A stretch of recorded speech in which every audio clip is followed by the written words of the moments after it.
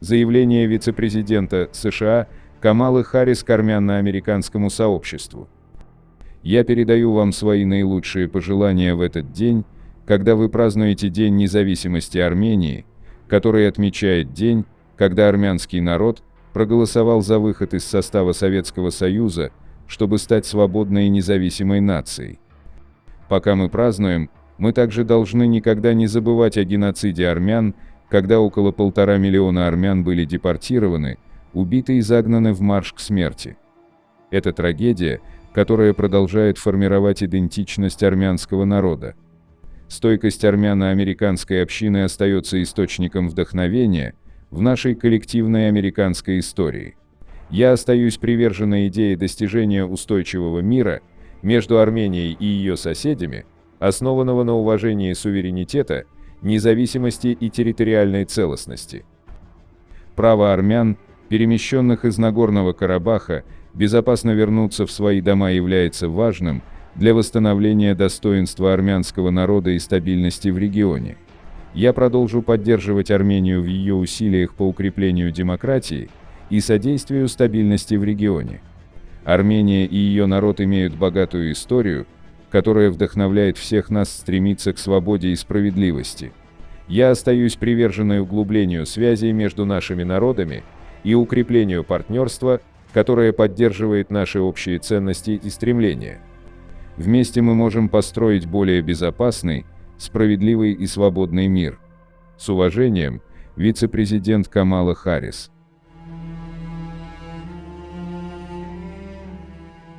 Национальная гвардия Канзаса обучает армянских сержантов в рамках элитной программы. С 9 по 20 сентября военнослужащие Национальной гвардии штата Канзас совершили визит в Армению с целью проведения обмена опытом по вопросам повышения квалификации сержантского состава совместно с вооруженными силами Армении. Этот визит стал частью долгосрочного сотрудничества между двумя странами в рамках программы «Взвод Феникса». Для непонимающих, эта программа была разработана для укрепления профессионального сержантского корпуса в армиях партнерских государств, предоставляя им доступ к передовому опыту в области планирования и управления военными миссиями.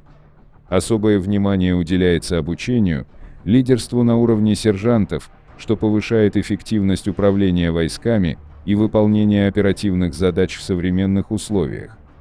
Это то, о чем я постоянно говорил. Армении нужно отходить от советской военной модели и переходить на натовскую. Так вот, во время недавнего визита представители Национальной гвардии Канзаса провели серию обучающих семинаров и практических занятий для армянских военнослужащих, направленных на улучшение навыков командования, планирования боевых операций и управления личным составом. Обучение охватывало широкий спектр тем, начиная от тактической подготовки и заканчивая стратегическим планированием и взаимодействием между различными подразделениями. Этот визит всем нам продемонстрировал самое важное – углубление военно-стратегического сотрудничества между Арменией и США находится в самом разгаре.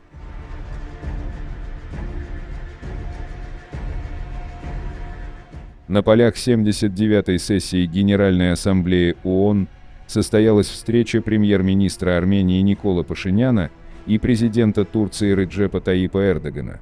Собеседники подробно коснулись уже предпринятых шагов и существующих договоренностей в рамках процесса нормализации армяно-турецких отношений.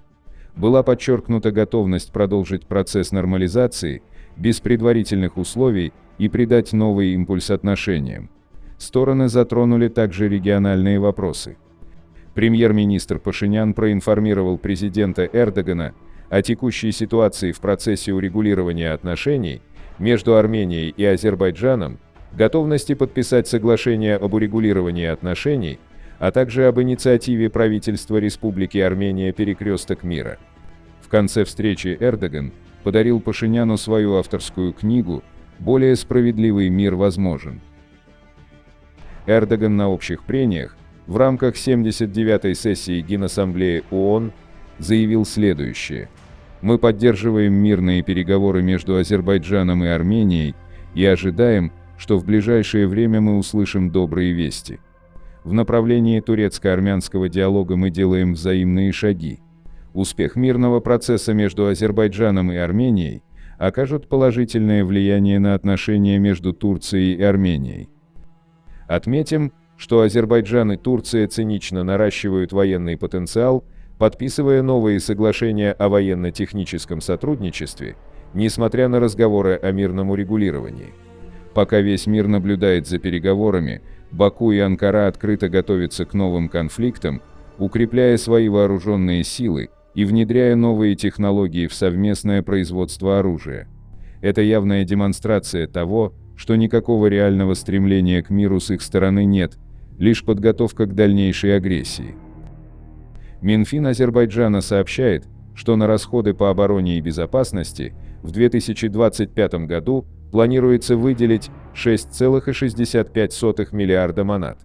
Это на 6,6% меньше по сравнению с утвержденным прогнозом на 2024 год. Прогнозируемая сумма составляет 3,5 миллиарда долларов по нынешнему курсу и по-прежнему остается одной из главных статей расходов азербайджанского бюджета. По сравнению с возросшими послевоенными оборонными расходами 2021-2023 годов 3,5 миллиарда долларов продолжает оставаться значительной суммой и лишь незначительно отличается от бюджета 2024 года в почти 3,8 миллиарда долларов. Аналогичный всплеск увеличения азербайджанских расходов на оборону наблюдался в 2011-2015 годах, когда Баку оплачивал масштабные, многомиллиардные контракты на поставки вооружений и военной техники, в первую очередь из РФ и Израиля. С 2021 по 2023 год Баку уже потратил около 9 миллиардов долларов, и это без учета огромных трат в текущем году. Дисбаланс между военными расходами с Арменией ежегодно растет, несмотря на увеличение Армении расходов на оборону рекордными темпами. После войны 2020 года логично было ожидать уменьшения Азербайджаном своих военных расходов. Однако Азербайджан стал еще больше наращивать свой военный потенциал, ежегодно увеличивая и удерживая на высоком уровне военные траты. Поводом для снижения военных расходов мог бы стать итог войны против Нагорного Карабаха в сентябре 2023 года.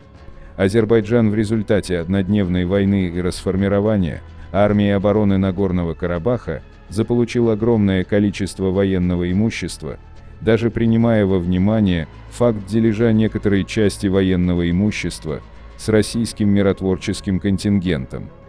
Причины, по которым Азербайджан наращивает гонку вооружений, могут быть разными. Можно выделить два основных момента.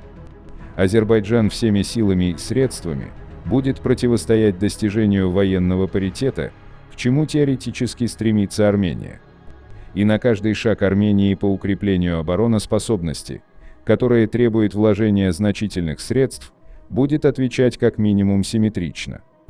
Проявляя активность на международном рынке вооружений, Азербайджан проводит модернизацию своей армии и в большом количестве пополняет арсенал своих вооруженных сил новым вооружением, что соответственно требует увеличения расходов. Алиев использует любой предлог, чтобы оправдать закупки вооружения и подготовку к войне против Армении. При этом он называет таких, как мы, маргиналами и реваншистами, забывая, что все это время он маргинализировал свое общество и говорил о реванше. По этому поводу, бывший главный советник президента Армении по национальной безопасности Владимир Погосян сделал следующее заявление в своем микроблоге. Алиеву пора понять, эра Робиков, Сержиков, Дашнаков и нынешней власти пройдет очень быстро, и в стране придут к власти интеллектуалы, ориентированные на укрепление государства, национальной безопасности и строгое соблюдение национальных интересов. Это не реваншизм, а строительство армянского государства, которое никогда не смирится с уступками и потерей территорий, где главным приоритетом будет служение народу и национальным интересам, а не грабеж и продажа суверенитета. Более того, Армения, прошедшая через многочисленные нападения за свою историю и находящаяся в постоянной опасности, по праву будет иметь право на оружие сдерживания, заявил Владимир Погосян. Подписывайтесь на наш канал и пишите ваше мнение в комментариях.